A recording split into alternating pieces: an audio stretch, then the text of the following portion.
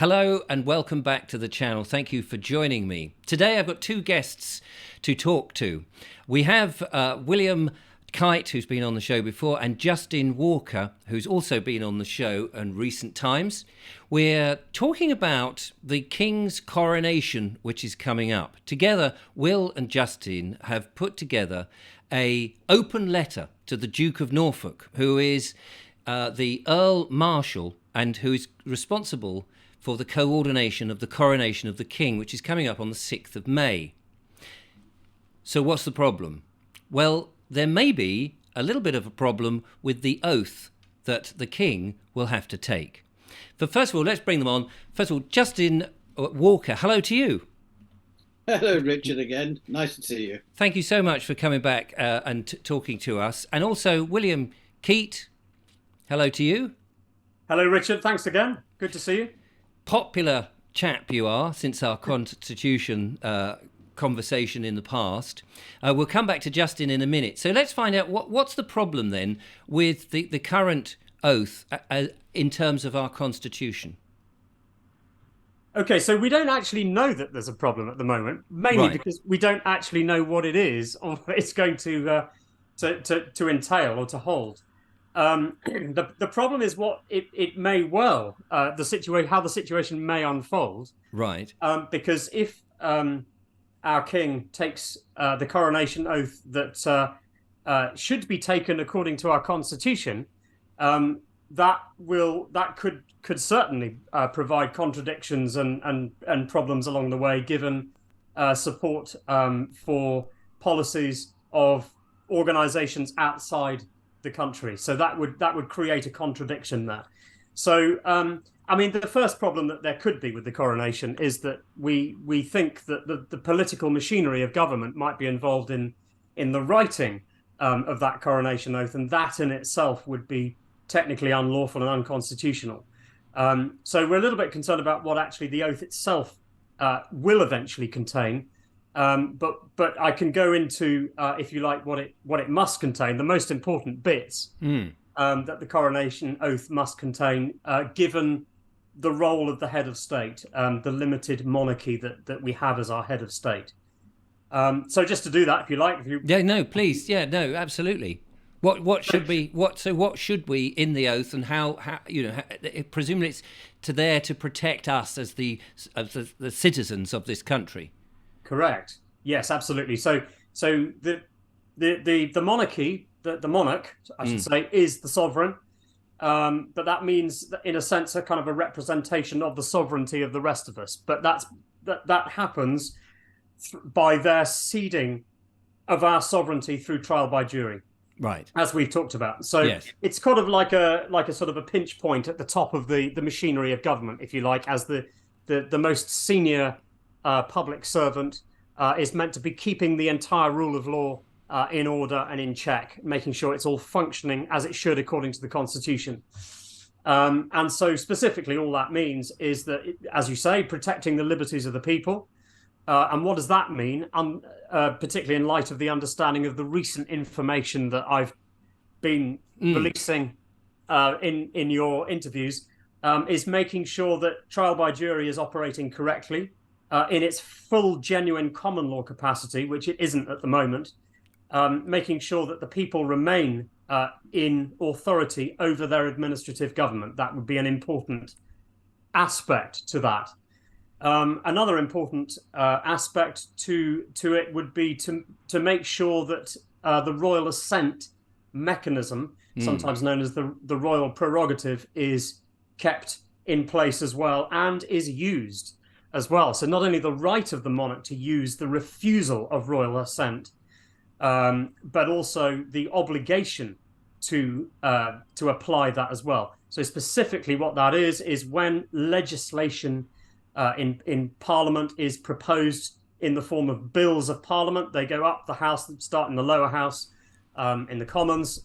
In America, that would be the House of Representatives, isn't it, I think? And then they pass to the upper house, which in Britain is the House of Lords, which is meant to be a check on that. That would be the Senate in America. And then the third point, of course, is going to the head of state, In America, that would be the president, but over here, that's our monarch. Right. And they are then meant to throw out any proposed legislation that would be repugnant to the Constitution or in any way infringing on the people's liberties. And that mechanism isn't operating correctly either. It was never used by Queen Elizabeth II, completely wrongly, unconstitutionally. So that is key. So in the coronation, we would expect to see that. And it's usually in the form specifically of promising to govern according to laws and customs. Right. And that would specifically leave out govern according to statutes of Parliament. That shouldn't be in there. And in fact, Queen Elizabeth did correctly leave that out, interestingly. And the reason for that is that if you're governing according to laws and customs, which is the common law, Yes. then effectively that would include any lawful statutes because they would be in alignment with the common law, with the Constitution. Okay. Which is why you wouldn't say that specifically. But this, of course, would have lots of disagreement. We'd have lots of disagreement from the political class on this one. But well, let me go and ask Justin why we think the oath is under threat. Then, what could possibly, as it were, go wrong? Right, this is a good one. We have got extremely powerful people, very wealthy people, people who are technocrats, who are people at the cutting edge of technologies, who have been working together now for something like 50, 60 years, coming together under a banner of the World Economic Forum, which meets annually at Davos. We've just had one of their Davos meetings. And it's been brought together under a gentleman called Klaus Schwab. And his family, his wife and son and daughter are all involved with it.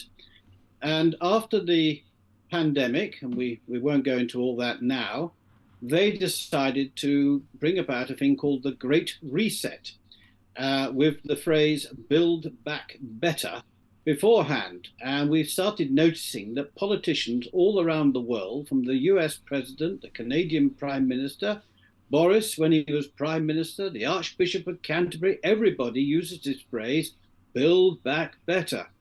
And of course, what this is a society that is going to be run as a technocracy. What is a technocracy? Basically, it is where technology runs the governance of a country. Right. And it's the technocracy that is now being assembled before our very eyes with the things which you've discussed on your program, central Yes. bank digital currencies, digital IDs, social credit system, artificial intelligence, you name it. But basically, all these things go beyond our national sovereignty. We're being taken outside the security of our national security, which is obviously what common law, constitution protects. And we're starting to find ourselves, like the World Health Organization and others, who are starting to take powers where they can make sovereign decisions. Well, they can make decisions that will affect sovereign nations. So this is what we're really scared about now, because our politicians are buying into this. Yes. And we've got to do something to reverse it. And sadly, and our monarch, and don't get me wrong, I'm a great fan of King Charles, Prince Charles, for his green issues. I mean, he's been a great champion for conservation, for organic farming, for protecting rural crafts, looking after the economies of local rural communities. He has been a champion for all these things, but he's also somehow managed to get himself involved with being a champion for the Great Reset, and he actually helped launch it, and it's on his website. He launched it, and sadly, it's all to do, I suppose, with the fact that he buys into the fact that we've got too much CO2, allegedly, and that the man-made global warming is a reason for curtailing everybody's freedoms for the future. We've had 15-minute cities. Again, you've discussed those. We're starting to see legislation coming in to restrain our freedoms because we must protect the planet. We Yes. can't pump out all this CO2. Well, I'm sorry, that is bad science. And as we speak, there's a conference taking place in America, in Florida, which are absolutely exposing the science behind that. In other words, we probably want more CO2, not less. Yes. And the Hardwick Alliance for Real Ecology, we have as our non-living patron, we have Professor David Bellamy. And he said to me personally, when he was filling a kettle of water, he just turned to me and said, Justin, it's all bad science, bad science. And the trouble is that the king has, I'm going to say, been taken in by this bad science. And as a result, he is now supporting this great reset, which in turn is going to take away our sovereign freedoms that Will so eloquently describes. And well, this can't be allowed to happen. So the king at the coronation will be taking an oath, and you've written a letter, an open letter, which effectively says that unless he retracts his involvement with the WEF and the World Health Organization and the Great Reset, basically, you feel that he cannot properly continue as king. He cannot take the oath because it would be in not our interest. Is that the crux of it? We're asking for a great retraction, or we'll call it a great royal retraction, because at the end of the day, you know, he means well. The king means well. I have no doubt about that. Yes. But I think he has been misguided. I think he's been taken down a path which is not the correct path, and it's certainly not correct for our freedoms and our ancient liberties. It's not just incorrect. I mean, it would actually be unlawful under the Constitution. Yeah. Right. Because it would be a complete contradiction there. Yeah. So, Will, can you tell us what the content of the letter is? I'll put it on the screen, but if you can tell us the content, that would be great. I'll have to consult our notes from this morning, Justin.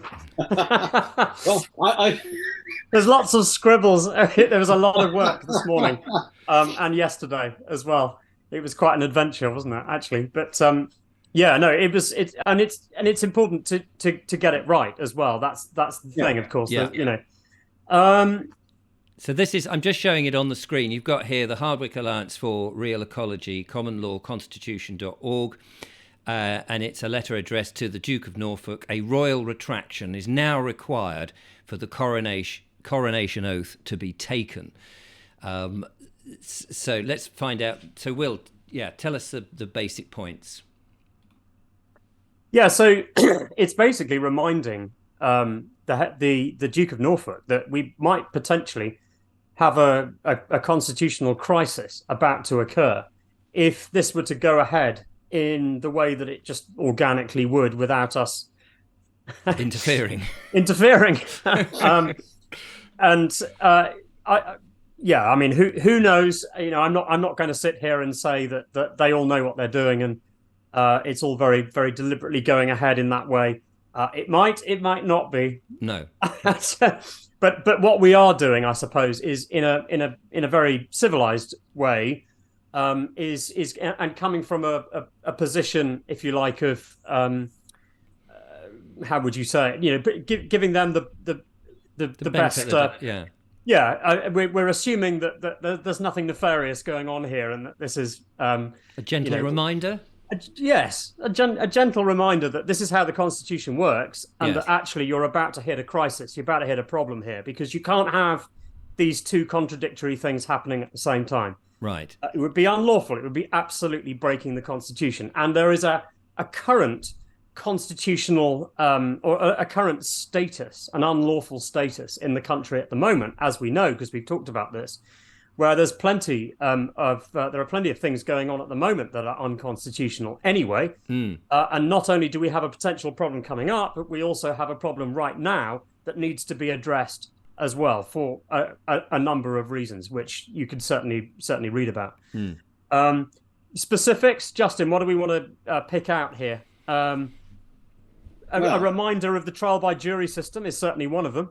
I think that is probably the most important one, because that is the ultimate long stop, if you like, to use cricketing parlance, to protect our freedoms. It means the people have the final say over the politicians who are coming up with their statutory rules and regulations. It means quite simply that people can say, no, we don't actually agree with that. Thank you very much. That's going to affect our liberties. So no, we don't want that, or it's not. We don't believe it's fair. We believe it to be flawed. So we're just basically saying means that we, the people, are in the driving seat, not career politicians. Yeah. Is it? So let me just understand this for the sake of the audience. I assumed that there was an oath that was basically written ages and ages, hundreds of years ago, and it just repeats the same oath. Is the oath rewritten then for each generation of the king? Yeah. So it gets a little bit complicated actually, and in fact, Justin and one of our colleagues, Gloria, actually, and perhaps others. I can't remember Justin actually. Yeah. The two. I mean, you've been doing some fantastic work in specifically looking at the history of the Coronation Oath. We've been digging pretty deep, and I haven't been doing so much on that. Actually, that's mainly you, Justin. Why don't you talk a little bit about that? Okay. Well, again, it's becoming very interesting. I mean, we have got some real problems with the 1953 Coronation Oath. And mainly because, and unfortunately I haven't got a picture to show you, but the actual oath itself has been kept from the general public's viewing until last year for the Platinum Jubilee. And when you do see it, you see it in a very distressed condition. The purple ribbon is very badly nulled and distressed. And you see the signature at the top of the document, which is a bit strange because normally the signature is usually at the bottom, not always, but when Edward VIII did his abdication letter, he signed it at the bottom. Here we go. But the other thing, there you are. But also, if you look at the E, where you look at Elizabeth at the top, and you see she's got a sort of the line going up as far as the Y underneath her letter, when you see her actually being filmed at the coronation, she does a complete swirl at the bottom. And it goes right across her signature, and yet it is not there on that document. And what is so fascinating is if you Google or you go into any search engine and you ask to see the coronation oaths of the other monarchs, so we're talking, George VI, George V, obviously Edward VIII didn't get to the Westminster Abbey, but then you had George V, Edward VII, Victoria, George IV, William IV, all those going back. There are no actual pictures of those constitutional documents. And we find that to be weird because this is a very important document. This is a document signed by a monarch under God to protect his people. Now, that's an important constitutional document. So why is it not on public display? Why are there no public pictures of these documents? But then the wording does slightly change. And we even looked at Hansard for 1953, and Churchill actually admitted that they hadn't put an act through Parliament to change the wording as they're supposed to, not since the reign of George I. Gosh. And he actually says if we were to put an act through Parliament to change the wording, we'd actually discredit all the previous kings and queens. In other words, we would basically annul their oaths. Yeah. It's weird. Right. And there's still a lot of research to be done. So this is very much work in progress and we're enjoying it. And there's going to be some very serious questions to answer. Yes. I suppose most people just assume this, that it's all, as I said before, it's just one oath. People just say it. It doesn't really mean anything. It's just there for pomp and ceremony, and it's not. But you're saying clearly that it's very much the key of the king's kingship. Absolutely. So I mean, actually, it's probably worth saying, though. I mean, you're absolutely right, Richard, but it's difficult to have it in statutory form, in a sense. Right. Because as soon as you put it in statutory form, that means it's being written by Parliament. And we don't want that. Because who's responsible for the oath now? I understand that it is... The Cabinet Office, we believe. Yeah. And we're expecting the wording to be... Well, we're expecting it to be released by the Department, and I can never get it right, the Department of Sports, Digital Media, and everything else thrown in, which, I mean, what is that department called? Every time I hear it, someone's added another word to it. So whatever it is. Yes, it's got the fact that it's got all the digital business in it, which is what a lot of people are worried about, which is coming down, is coming down from Yeah. these So unelected advisors. yeah. So Yes. so unfortunately, the Cabinet Office has got its little hands on it, and of course, to me, the Cabinet Office is also very much working with what the Great Reset has to offer. So I don't view the Cabinet Office as being thoroughly constitutional under the common Yeah, law. there's meant to be a clear separation there between the political machinery of government and that which is constitutional. The constitutional mechanisms are supposed to be above that. And the problem came actually in 1688, because that was when the first Coronation Oath Act was created. And Right. as experts, of course, on constitutional law, as there are many out there now, of course, who've been on our website, will know that you can't have the Constitution being based on acts of Parliament. Right. It breaks all logic. You can't have that. Yes. So yes. up until 1688, it was understood and recognised that all monarchs took an oath that was individual to them. Mm-hmm.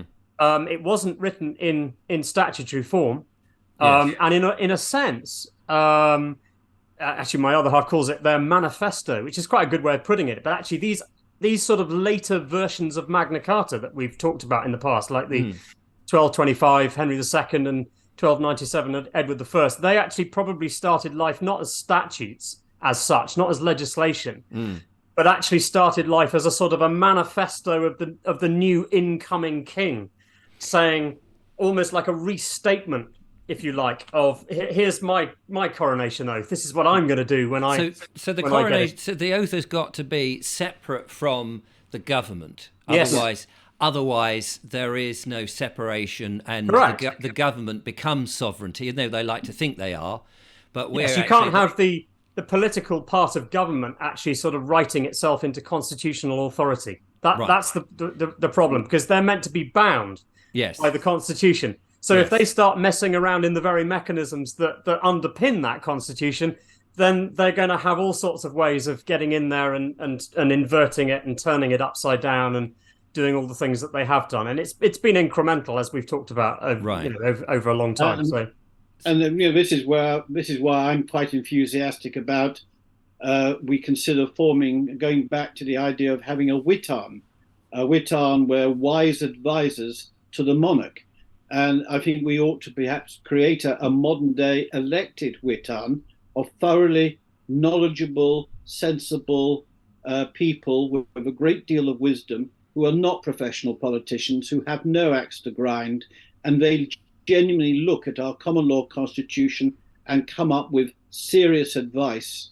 And maybe such a body could be, in the future, they would be the perfect people to draw up the coronation oath, because they have no prejudice. They are there genuinely as wise people to look at what's best for the British people. Okay, so for the now, we have this coronation coming up, and we have your open letter, which of course we're going to put as a download on this video, so the public, because it's an open letter, the public can actually download this and see it as well. Has it been sent to the Duke of Norfolk as yet? It will be this evening. It will be. So as this video goes out, it will be on its way. It will be on its way. So I know the Duke of Norfolk, of course, is an avid viewer of my show, and he watches every video. Excellent. Of course. So he will know of the letter before it. I'm in jest, of course. So what do you expect to happen next? Well, that's a very good question. I don't know. I would like to think out of courtesy they will reply. And how they reply will be very interesting. But what we really want is for people to understand the problem that could well be forming. I mean, I genuinely believe we could be faced with an absolutely massive constitutional crisis, far worse than the abdication crisis of Edward VIII. Right. And it may even be the worst crisis. And what form, when you say it's a crisis, how will that manifest itself? Well, I don't know. This is. I mean, at the end of the day, what William was saying is absolutely right. We are clearly seeing a problem with our common law constitution. Yes. The people entrusted to look after it are not looking after it. There's a really important point to sorry, Justin, just to jump in you here. carry on. No. I mean, you're absolutely right. But the really key thing is that we don't have people jumping up and down with great excitement now and saying, "Fantastic! This is an opportunity to get rid of the monarchy," because actually that's a very dangerous thing to be asking for. Yeah. Because it also shows an enormous amount of misunderstanding about how the Constitution works. Right. Because the whole point of the head of state in this country, and I've said this lots of times, is that they are fundamentally limited. They're not a king or queen of all power. No. They're fundamentally limited in their power. But their power is to protect us. They're Yes. the go-between, although they're the first person. Yes. The what do you call it? The first among equals, the first head of among state. equals, There are lots of ways of describing it. You're absolutely right. Yeah. So if you got rid of that, you've just got the Parliament then dictating stuff to you. And then you're in big trouble because at that point, I mean, the real power at the moment lies in Parliament and their ability to pass laws and measures and policies that are infringing upon our liberties. Because that's the way they've turned it upside down. Yes, which is why the royal assent is so important, because it is that intermediate thing between the statute being law and being enacted on, and the king who's on our side, supposedly on our side, which is what the oath is supposed to then, he is swearing to say, I will remain on your side and protect you.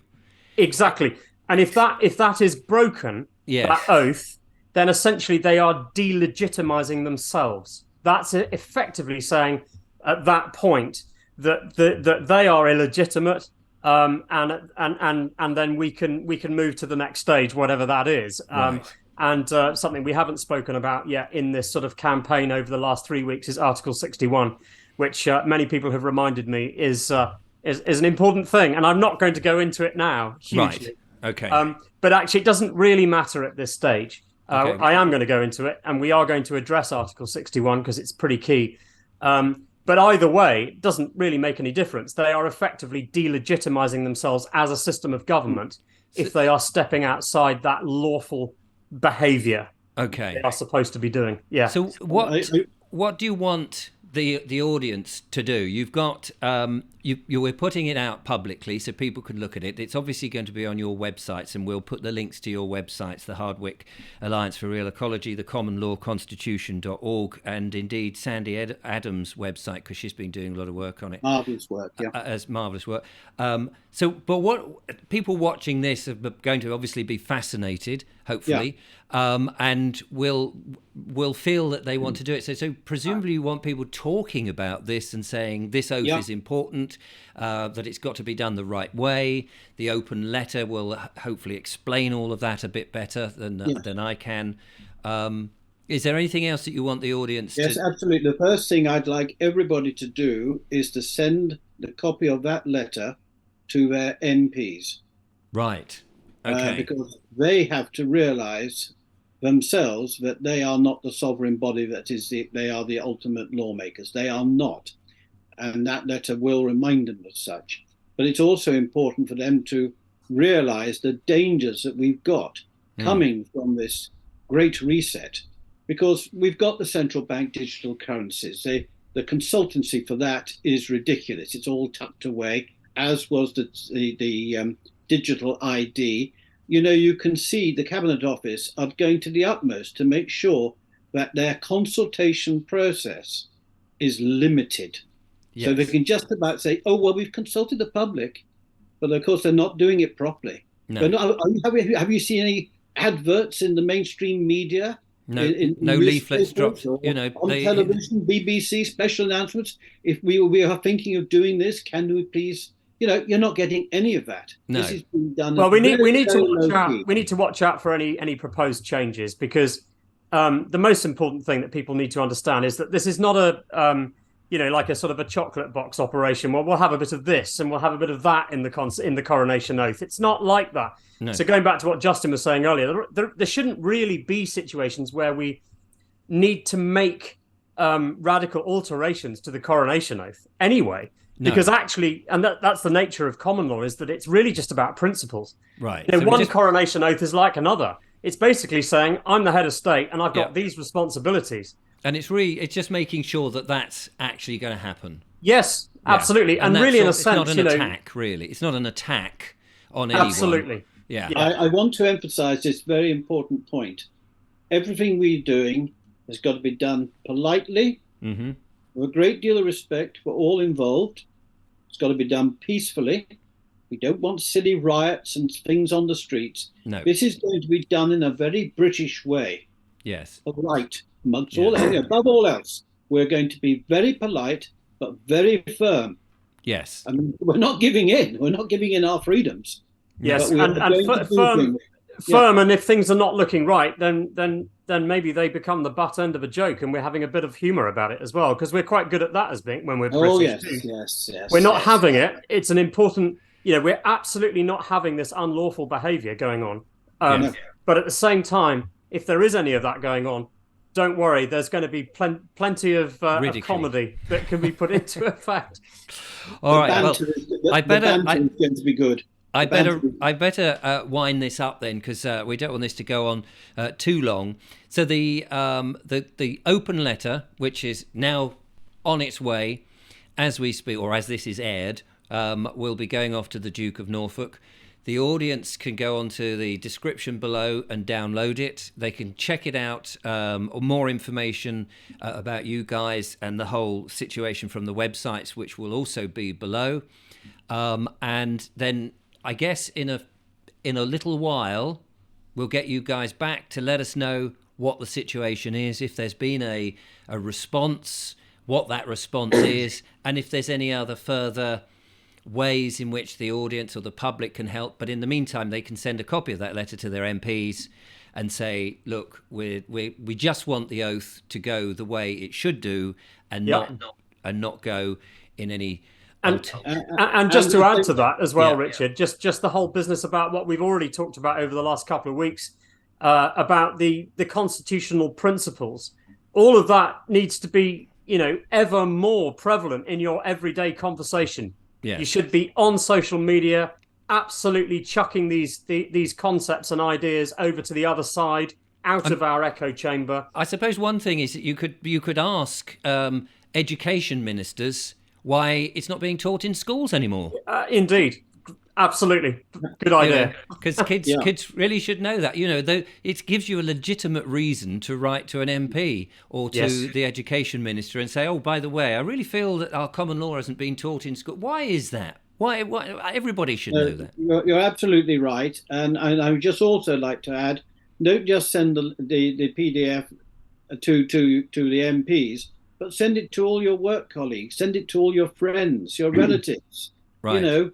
Let's get people talking about this around the coffee machine at work. Yes. This is so important, so crucial to everyone. Yes. Because if we don't stand up to what's coming, we're going to become digital slaves. We are literally going to lose all our freedom. That's no exaggeration, because China is rolling out the Great Reset as we speak. They are going for the digital IDs, the central bank digital currency, social credit scheme. We know they're doing it. And the Chinese people are now well and truly under the digital thumb. And if that does not put a shiver down anyone's spine, I don't know what will. Yeah. So, guys, gentlemen, thank you very much for joining me. We'll reconvene and find out what the response is. In the meantime, my lovely audience hopefully will do exactly those things. Thank you very much for watching. Thanks to Justin Walker and to William Keat. I'll put the links below. And we'll see what is happening. What an amazing time to be alive, although somewhat worrying too. Take care and thanks for watching, and I will see you soon.